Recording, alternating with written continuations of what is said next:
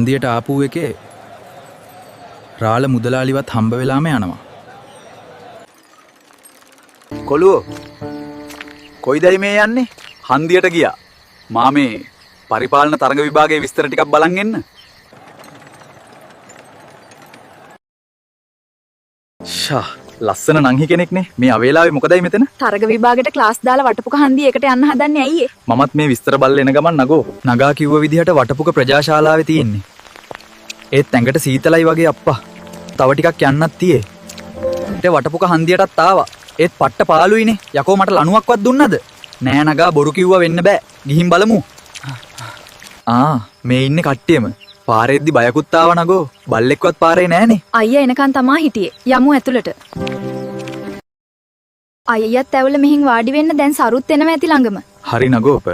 මේ ක්ලාස් එක පටන් අරන් කොච්චර කල්ද? මම ගමට අලුත් කෙනෙක්. මේ පන්තියට අලුත් දරුවෙකුත් ඇවිල්ලා ඉන්නේ. පුතා කොහෙමද දන්නේ පන්තිය ගැන? අර නගා තමයි හන්දියේදී මට ක්ලාස් එක ගැන කිව්වේ. බලන්න මේ ගමේ ඉන්න ළමයි කොච්චර හොඳද කියලා. ඇත්තටම පුතා මේ ගම් පළාතේ නෙමෙයිද? තාත්තට මෙහි ඉස්කෝලේට පත්තිමක් ආවා. ඒක නිසා පවුලේ අය එක්කම ගමට ආවේ.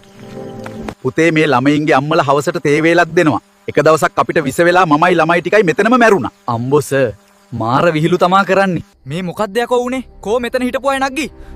කෝ ක්ලාස් එකේ හිටපිය.